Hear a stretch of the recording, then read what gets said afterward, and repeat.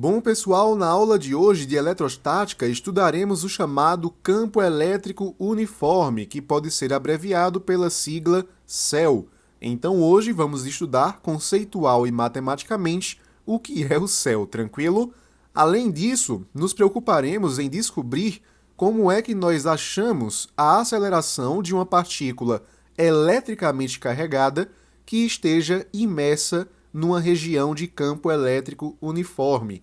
E, por fim, veremos qual é o significado por trás do experimento de Millikan, que, como eu falei nas aulas anteriores, foi um experimento realizado a fim de se determinar a carga elétrica fundamental do elétron. Vamos em frente. Galerinha, é bem fácil definir para a gente aqui o que é o campo elétrico uniforme. Veja bem a definição que eu coloquei aqui para vocês. Quando o vetor campo elétrico é o mesmo para todos os pontos de uma determinada região, dizemos que esse é um campo elétrico uniforme. Simples assim como eu coloquei aqui para vocês. Se você escolher qualquer ponto, o ponto A, o ponto B, o ponto C, o ponto D, ou, criativamente, o ponto E, você vai verificar que todos esses pontos são contemplados pelo mesmo vetor campo elétrico. Ou seja, todos eles possuem a interação com o campo elétrico que sempre possui a mesma direção, já que todas essas linhas estão na horizontal, para o mesmo sentido, que seria nesse caso da esquerda para a direita, e a gente percebe que todas essas linhas possuem o mesmo comprimento. Portanto, esses vetores possuem o mesmo módulo. Bem bacaninha. Então, esse seria o campo elétrico uniforme. Agora a gente sabe o que ele é, mas como é que a gente pode gerar um campo elétrico uniforme? Para isso, eu utilizarei a simulação que consta neste endereço eletrônico. Eu recomendo fortemente que você o visite para que você possa brincar um pouquinho com esses conceitos, tudo bem? E assim, galerinha, essa simulação é interessante porque ela nos permite colocar cargas elétricas numa certa região, sejam elas positivas, sejam elas negativas, e a gente também tem a possibilidade de estudar as linhas de campo, as linhas de Faraday, que nós estudamos 2 aulas atrás. Então, assim, o que eu fiz inicialmente foi criar uma fileira vertical de cargas elétricas positivas e eu também criei uma fileira de cargas elétricas negativas. E eu coloquei uma fileira paralela à outra. Na verdade, eu coloquei o máximo que eu pude, já que esse alinhamento deveria ser feito de acordo com essa simulação através do olhômetro mesmo. Então foi isso que eu criei aqui pra gente. Galera, uma coisa interessante que a gente pode lembrar é que quando a gente tinha uma carga elétrica positiva, a gente tinha que o campo elétrico dela era um campo elétrico divergente. E quando a gente pegava uma carga elétrica negativa, a gente percebia que o campo elétrico aqui era convergente. E quando nós colocávamos essas cargas com uma certa proximidade, a gente percebia que as cargas elétricas positivas, por terem um campo elétrico divergente, tinham que as suas linhas saíam dela e chegavam aqui na carga elétrica negativa, né? Isso aqui não é nenhuma novidade, a gente já tinha visto na nossa aula sobre o campo elétrico 1. E é justamente isso que podemos verificar nessa figura, né? A gente nota que as linhas de campo elas saem da positiva e chegam na carga elétrica negativa. Uma coisa especial que nós podemos perceber é que na região central, entre essas fileiras de cargas elétricas, essas linhas de campo são praticamente retas. Então quer dizer que nós temos aqui um campo elétrico uniforme. Logicamente que a figura não está perfeita aqui, porque, como eu disse, depende um pouquinho de eu ajustar essas cargas para ficarem na mesma altura relativa e tal, mas deu para ter uma ideia bacana, né? E isso nos leva à primeira conclusão do dia. Quando temos uma distância dzão, tal que dzão seja o comprimento das fileiras das cargas elétricas que eu escolhi, quando temos que esse dzão é muito maior que dzinho, em que dzinho é a distância entre as duas fileiras, a gente diz que a distância dzinho é desprezível em relação a dzão. quer dizer que a distância entre as fileiras é desprezível em relação ao comprimento da fileira, ou seja, as dimensões geométricas desta fila de cargas elétricas, ok? Então, quando a gente tem essa situação obedecida, Dzão muito maior que Dzinho, a gente verifica que entre as fileiras nós temos um campo elétrico uniforme, ou seja, o vetor campo elétrico possui a mesma direção, que nesse caso seria horizontal, mesmo sentido, que seria da esquerda para a direita, e temos o mesmo módulo. Muito bem. Isso não vai acontecer, galerinha, quando a gente aumentar a distância entre as duas fileiras de cargas elétricas opostas. Quando a gente aumenta essa distância, que agora há pouco eu chamei de Dzinho, a gente verifica que aqui na região central tudo bem, você até tem algumas linhas que ficam paralelas entre si, então ali você tem um campo que é quase uniforme. Porém, quando você se aproxima das bordas, você vai verificando que aqui nós temos curvas e não mais linhas horizontais. Então quer dizer que agora o campo elétrico ele não é mais uniforme quando a gente se aproxima das bordas dessas fileiras. É essa a conclusão que eu coloco aqui para vocês. Nesse caso, o Dzão, que era o comprimento das filas de cargas, é muito menor que Dzinho. Dzinho é a distância entre as fileiras, né? Então, dessa vez, a distância entre as fileiras não é desprezível em relação às dimensões das filas de cargas, ok? Então, podemos dizer que o campo elétrico é praticamente uniforme na região central, como eu havia falado para vocês, mas quando chegamos próximos às bordas dessas fileiras, a gente verifica que temos encurvamentos das linhas de força. Então quer dizer que o campo elétrico aqui ele não é mais uniforme. Esse efeito, pessoal, a gente chama de efeito de borda. É o efeito pelo qual nós aproximamos das bordas dessas fileiras e verificamos que o campo elétrico ele não é mais uniforme. Muito bem. Logicamente que no dia a dia a gente não conseguiria enfileirar cargas elétricas da maneira que nós fizemos na simulação computacional. Então é necessário que a gente utilize um outro recurso. Mas aí é só você lembrar que quando a gente tem placas metálicas, o metal é um bom condutor. As cargas elétricas se espalham por essa superfície até que atinjam o chamado equilíbrio eletrostático que a gente estudou nas aulas anteriores de eletrostática. Então, em vez de pegar cargas elétricas enfileiradas, que seria uma situação bem difícil de conseguir, né? Basta você pensar que essa carga conseguiria repelir essa carga aqui de baixo e aí ia dar uma grande confusão, né? A não ser que eu tivesse uma fileira infinita, mas aí já seria muita viagem, né? Então, mais praticamente, a gente pode pegar duas placas metálicas, geralmente metálicas, né, para que a gente tenha esse efeito, e aí a gente coloque cada plaquinha com um tipo de eletrização. Então aqui temos uma placa positiva e aqui temos uma placa negativa.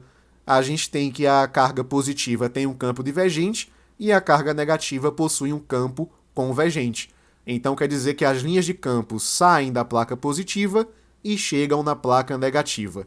Mesma direção, mesmo sentido, mesmo módulo, temos aqui um campo elétrico uniforme, um céu. Mas aí se garanta nessa conclusão que eu coloquei aqui para vocês. Como cargas elétricas positivas possuem campo elétrico divergente e as cargas elétricas negativas possuem campo elétrico convergente, o sentido do campo elétrico uniforme é sempre da placa positiva para a placa negativa. Muito cuidado para não se confundir nisso, beleza? Sempre que a gente tem campo elétrico uniforme entre duas placas eletricamente carregadas com cargas de sinais opostos, o campo elétrico sempre aponta da placa positiva para a placa negativa. Essa é uma conclusão que a gente tinha visto anteriormente, até quando eu fiz aquela revisãozinha, agora para vocês, né? Agora há pouco, que foi aqui. Deixa eu voltar mais um pouquinho. Aqui, ó, que eu tinha falado, né? Carga elétrica positiva tem campo divergente, carga negativa tem campo convergente. A interação entre elas é dada dessa maneira, né? As linhas de campo saem da positiva e chegam na negativa. Não se esquece disso porque vai ser importantíssimo para o nosso estudo, como já está sendo, ok? Vamos ver aqui uma questão bem tranquila que trata justamente disso. A figura representa duas superfícies planas, paralelas e uniformemente carregadas, uma delas positivamente e a outra negativamente. É isso que a gente verifica quando a gente dá uma pequena olhada na figura, né? Uma placa positivamente carregada e outra negativamente carregada. Muito bem. A questão nos pergunta: no ponto central O, o campo eletrostático é representado pelo vetor. Galera, precisa nem olhar para as alternativas. Pensa comigo. Olha, a placa positiva está na esquerda e a placa negativa está na direita. O sentido do campo é sempre do positivo para o negativo. Então vai apontar da esquerda para a direita. Muito legal. Que é o que consta aqui na resposta de letra B, de bronquite. Muito bem, sigamos em frente. Galerinha, agora imagine que a gente coloque imersas no campo elétrico uniforme uma carga positiva e uma carga negativa. O nosso objetivo é estudar como é que acontece a aceleração dessas cargas elétricas justamente numa região de campo elétrico uniforme. E aí a gente pode lembrar de algo que nós aprendemos na nossa primeira aula de campo elétrico. O que é que a gente aprendeu lá? Quando a gente tem aqui uma carga elétrica positiva, a gente tem que a força e o campo elétrico apontam na mesma direção e no mesmo sentido. Então, se o campo elétrico aqui vai da esquerda para a direita, quer dizer que a força elétrica para cargas positivas também vai apontar da esquerda para a direita. Então, quer dizer que o nosso coleguinha aqui, ele vai desenvolver uma aceleração aqui para a direita, já que ele tem força, né? Se existe fumaça, existe fogo. Se existe força, existe aceleração. É assim que eu gosto de pensar, né? Lá nas aulas de dinâmica, aqui a gente mantém o mesmo princípio. Então quer dizer que aqui a gente tem um movimento que ele é retilíneo, uniformemente variado. Muito bacana. Quando a gente coloca a carga negativa, a gente aprendeu lá na aula sobre campo elétrico 1 que a carga negativa apresenta uma força elétrica que é sempre oposta ao sentido do campo elétrico. Então, se o campo elétrico aponta para a direita, a força elétrica aponta para a esquerda para uma carga negativa. Então, ele vai desenvolver uma aceleração aqui para a esquerda. E, novamente, temos um caso de movimento retilíneo uniformemente variado. Caso você ainda tenha dificuldades em enxergar para onde é que a força apontaria, basta você pensar pela lei de Dufay que carga positiva repele carga positiva, então essa placa vai repelir essa carga para cá e, logicamente, que a carga positiva é atraída pelas cargas negativas, né? Por isso também que ele vem para cá, pela mesma justificativa, né? Isso também vale para a carga negativa.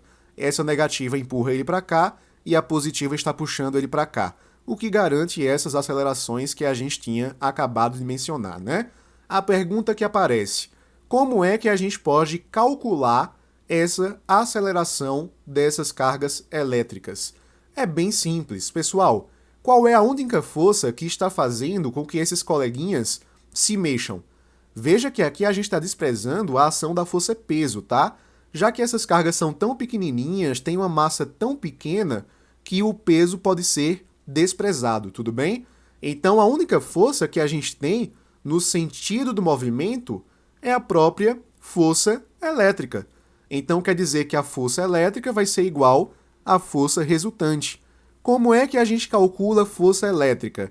Aprendemos na aula retrasada que força elétrica era a carga vezes o campo. Tiago, eu posso utilizar a lei de Coulomb nesse momento? Lembra que a lei de Coulomb dizia que a força elétrica era igual a K, Qzão, Qzinho, sobre a distância ao quadrado. Mas lembre também, na aula de lei de Coulomb, que eu falei para vocês que essa força elétrica ela só pode ser medida entre cargas pontuais. Essa carguinha, tudo bem, ela pode ser uma carga pontiforme. Porém, olha o tamanho dessa placa, olha o tamanho dessa placa. A gente não pode mais considerar a lei de Coulomb nesse caso, porque a interação é dada entre uma placa de dimensões consideráveis, não é uma placa pontiforme, né? E entre uma carga que ela é pontiforme. Beleza, essa cumpre o requisito, mas as placas não. Então, não podemos fazer uso da lei de Coulomb por esse motivo. Não é uma interação entre duas cargas elétricas pontiformes, tá? Muito bem. E força resultante, de acordo com a segunda lei de Newton, é massa vezes aceleração. Basta que a gente isole a aceleração e a gente teria que ela seria a carguinha vezes o campo elétrico e a gente divide tudo isso pela massa, né? Fazendo aqui meios pelos extremos. Muito bem. Essa é a expressão que temos para a aceleração da partícula imersa num campo elétrico uniforme. Aí eu até coloquei a observação aqui, né? Observe que aqui consideramos desprezível o peso das partículas. Daqui a pouquinho a gente vai considerar esse peso para o experimento de Millikan, mas aí a gente vai ver que a nossa jogada mental muda um pouquinho. Vamos aqui fazer uma questão que envolve isso. Uma partícula de massa mzinho e a carga qzinho é liberada a partir do repouso num campo elétrico uniforme de intensidade E. Supondo que a partícula esteja sujeita exclusivamente à ação do campo elétrico, a velocidade que atingirá t segundos depois de ter sido liberada será dada por... Galerinha, ele fala que a partícula ela foi liberada. Então quer dizer que a velocidade inicial era igual a zero, partiu do repouso. Guarda essa informação aqui por enquanto. Como é que a gente faz para achar essa aceleração? Pelo mesmo procedimento que a gente acabou de ver. A questão falou para a gente que a única ação que a gente pode considerar aqui é a ação do campo elétrico uniforme de intensidade E. Então a única força que vai fazer com que ela se mexa é a força elétrica. Então a força elétrica vai ser igual à força resultante. Aprendemos que a força elétrica é Q vezes E e que a força resultante é massa vezes a aceleração. Se a gente isola a aceleração, a gente teria aqui Q vezes E dividido aqui pela massa, tranquilo? Essa é a nossa aceleração, mas nós queremos a velocidade final, né? A velocidade que será atingida t segundos depois. Quando a gente lembra das fórmulas que nós aprendemos lá na cinemática para o movimento retilíneo uniformemente variado, existe uma que possui justamente o intuito dessa questão, que a velocidade final é igual à velocidade inicial mais ou menos a aceleração vezes o tempo, que é a equação horária da velocidade para o mr/v. Vamos agora saber quem é essa velocidade final. E lembre que a velocidade inicial ela é igual a zero, porque ela foi liberada. Ela foi a partir do repouso. Muito bem. Então, zero mais ou menos. Aqui a gente vai considerar que é uma situação acelerada. Então, aqui o sinal é positivo. Quem é essa aceleração? É isso daqui. Q vezes E, tudo isso por m. E isso vezes t. Então, quer dizer que a nossa velocidade vai ser Q vezes E vezes t, e tudo isso aqui dividido por m, né?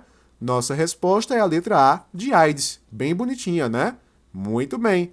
Pessoas, agora nós vamos estudar o chamado experimento de Millikan, de uma forma bem simplificada, tá?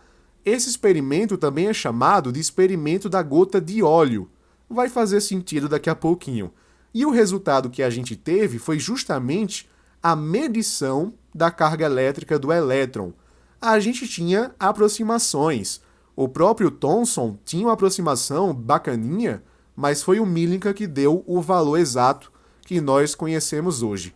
Ou pelo menos o valor mais aproximado, né? Porque depois a gente foi aperfeiçoando. Vamos lá, vamos em frente. Então, para isso, eu vou utilizar mais uma simulação para que você veja o que é que o Millikan teve como sacada, beleza? E aí você possa ter uma compreensão bem legal do que aconteceu. Galerinha, temos aqui uma simplificação do experimento da gota de óleo performado pelo Millikan. O que ele tinha à sua disposição eram duas placas elétricas que ele eletrizou com cargas diferentes. A gente percebe aqui uma carga positiva na placa de baixo e a gente percebe uma carga negativa na placa de cima. A gente percebe que aqui nós temos uma gota de óleo individual e aqui a gente tem o peso dela representado, já que aqui a gente tem o vetor, que é massa vezes gravidade, que é justamente a força-peso, né? O que o Millikan fez, pessoal, foi introduzir várias gotas de óleo, na verdade, nessa região de campo elétrico uniforme, através de uma espécie de borrifador.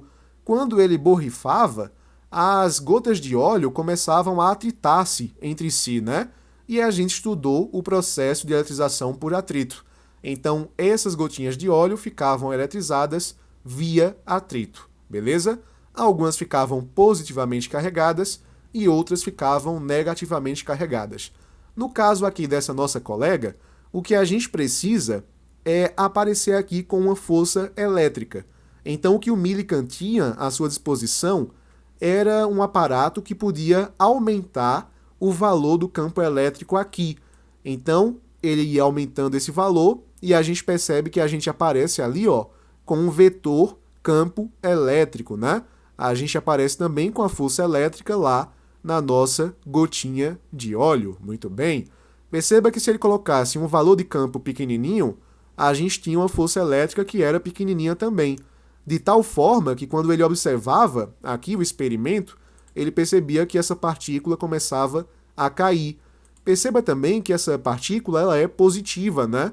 Porque o campo elétrico aponta da carga positiva para a negativa. Então é da placa de baixo para a placa de cima. Como a gente percebe que a força elétrica também aponta para cima, então essa gota de óleo está positivamente carregada. Ela tem falta de elétrons, né? Muito bem. O que é que o Millikan fazia? Ele ia aumentando, aí ele via ali, né, que a força elétrica ficava grande, e aí ela começava a subir, né, porque a força que aponta para cima estava maior que a força que aponta para baixo. O que o Millikan tentou foi equilibrar o máximo que ele podia dessas forças. Bora ver se agora a gente consegue equilibrar legal, ó. Veja que ela está se deslocando, mas ela está deslocando bem devagarzinho, né? O peso aqui é ligeiramente maior que a força elétrica, mas aí, mesmo que ele conhecesse a aceleração desse negócio e tal, ele conseguia aqui fazer uma medição daquela carga elétrica Qzinho. A ideia seria ele conseguir uma situação de equilíbrio aqui. Se ele conseguisse uma situação de equilíbrio, ia ser legal, porque a força-peso seria igual à força elétrica. Então quer dizer que Q vezes E seria igual a mg. Ele podia isolar o valorzinho desse Qzinho, que ficaria Qzinho é igual a mg sobre E, que eu vou mostrar para vocês daqui a pouco, tá? E aí ele conseguia encontrar o valor da carga elétrica. E quando ele achava o valor da carga elétrica, ele tinha uma observação que era bastante interessante, que é isso que eu vou mostrar para vocês agora, retornando para a nossa aula. Muito bem. Bom, pessoal, simulação feita, sigamos aqui em frente. Como resultados, galera, a gente teria isso aqui. A gente verificou, né, que a gente tinha uma carguinha elétrica que ficava suspensa, né? Ela estava imersa numa região de campo elétrico uniforme.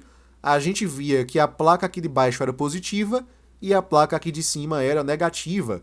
Então o campo elétrico, logicamente, aponta do positivo para o negativo, aponta de baixo para cima. E a gente colocou uma carga elétrica positiva e a gente foi mexendo na intensidade desse campo a tal ponto que a força elétrica pudesse se equilibrar com a força peso, ok? Essa carguinha positiva seria, por exemplo, a gota de óleo, né? A gota de óleo que o Millikan colocou no seu experimento.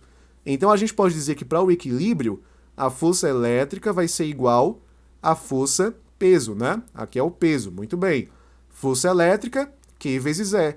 E o peso vai ser igual a massa vezes a gravidade. Muito bem. Então, se a gente isola esse Qzinho, a gente verificaria que vai ser massa vezes gravidade, e a gente divide isso aqui pelo campo elétrico. Veja que a massa é um valor conhecido, né? É só ele medir lá quanto equivale a massa da gota de óleo. A gravidade também é um valor conhecido e é constante, e o campo elétrico também é um valor conhecido porque era justamente o valor que ele estava colocando lá, né? O valor que ele estava induzindo. Galerinha, com essas três constantes, a gente conseguia calcular qual é a carga elétrica que estava envolvida naquela gotinha de óleo. E aí o que o Millikan percebeu é que os resultados dessa carga elétrica sempre eram múltiplos de um valor constante, que era 1,6 vezes 10 a menos 19. Então, quer dizer que a carga elétrica de um corpo tem que ser um múltiplo inteiro desse carinha daqui, 1,6 vezes 10 a menos 19 Coulomb, que é justamente aquilo que nós chamamos, desde a primeira aula de eletrostática, de carga elétrica fundamental. Isso é interessante porque o Millikan descobre que a carga elétrica é uma grandeza quantizada, ou seja, ela vai variando de intervalos fixos, né? Sempre de 1,6 vezes 10 a menos 19 Coulomb em 1,6 vezes 10 a menos 19 Coulomb. Isso significa que, como eu falei para vocês, a carga elétrica ela não é contínua, né? Você não pode ter, por exemplo, um valor de carga elétrica que seja 2 vezes 10 a menos 19 Coulomb. Isso é impossível, porque esse valor não é múltiplo desse, ok? Pensa comigo, se cada elétron tem esse valor, ou cada próton, né? Porque é só você pegar o módulo, mas vamos pensar em elétrons, tá? Se cada elétron tem esse valor, então não tem como você partir um elétron. Ou é um elétron ou é dois elétrons. Não tem um elétron e meio, tranquilo? Não tem 1,3 elétrons. Então não existe esse valor de carga elétrica na natureza, ok?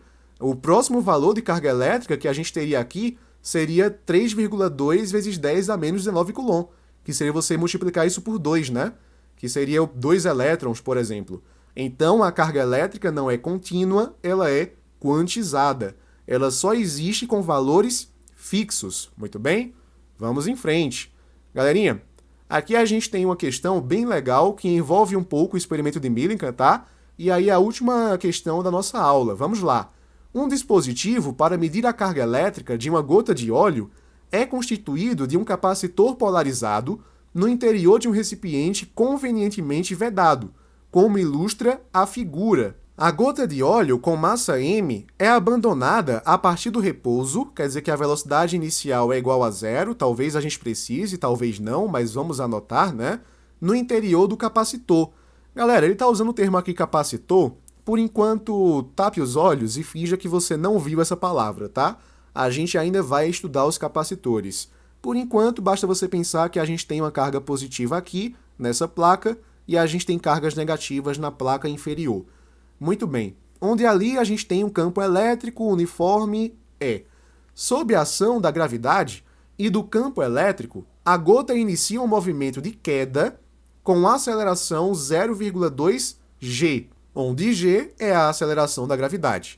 Ele quer saber qual é o valor absoluto, ou seja, o módulo, né, da carga, pode ser calculado através da expressão. Pessoal, a gente percebe o seguinte, a gente tem aqui uma carga elétrica Mzinho. A gente percebe que ela está imersa numa região de campo elétrico uniforme, não é isso? A gente tem aqui uma força-peso para baixo, muito bem, uma força-peso para baixo. E pelo que a gente viu, né, Millikan tentava equilibrar esse negócio, então quer dizer que essa força elétrica tem que estar aqui para cima, muito bem. Então, como ela cai, a gente tem também que essa força-peso, nesse momento, é maior que essa força elétrica. Então quer dizer que a força resultante vai ser o peso menos a força elétrica. Só que a força resultante é massa vezes a aceleração. O peso a gente sabe que é massa vezes gravidade. E a força elétrica a gente sabe que é Q vezes E. E aí vai ficar legal porque a gente sabe que a aceleração é 0,2 g. Então a gente ficaria com massa vezes 0,2 g tem que ser igual a mg menos Q vezes E. O que é que eu vou fazer? Eu vou pegar esse menos Q vezes E e eu vou jogar para o outro lado, para ficar positivo. Então, Q vezes E vai ser igual. Repito aqui esse mg, e o que eu vou fazer é jogar esse cara para cá. Ele vem negativo. Então, menos 0,2 mg. Galera, fica muito fácil agora, porque a gente teria aqui Q vezes E tem que ser igual mg menos 0,2 mg é 1 menos 0,2. Então, 0,8 mg. Bacaninha. O que é que a questão quer saber? Quer saber o valor absoluto dessa carga. Muito bem. Então, aqui a gente teria que a carga vai ser igual a 0,8 mg e a gente divide isso aqui por E, que é justamente a resposta que consta na letra A de amarelão. Então tá aqui outra maneira de você utilizar o experimento de Millikan, né, a nosso favor, para a gente saber quem é essa carga elétrica. Se a gente conhecer o valor da aceleração aqui, a gente também consegue descobrir qual é o valor dessa carga através dessa expressão bonitinha que apareceu aqui para a gente. Na próxima aula, galerinha, a gente vai estudar o campo elétrico uniforme mais uma vez. Dessa vez, na próxima aula, a gente vai pegar lançamento horizontal e lançamento oblíquo de cargas dentro de um campo elétrico uniforme. Vai ser bem bacana, porque na aula de hoje a gente pegou cargas que estavam alinhadas com o campo, né? Mas o que acontece quando a gente coloca, por exemplo, uma carga que tem aqui uma velocidade inicial que seja perpendicular ao campo que aqui apontaria para baixo, né? Do mais para o menos. Então a gente vai ver como é que isso funciona. Galerinha, muito obrigado por acompanhar até aqui. Qualquer dúvida, deixa nos comentários, se inscreve no canal, deixa um gostei, compartilha esse vídeo e até a próxima aula.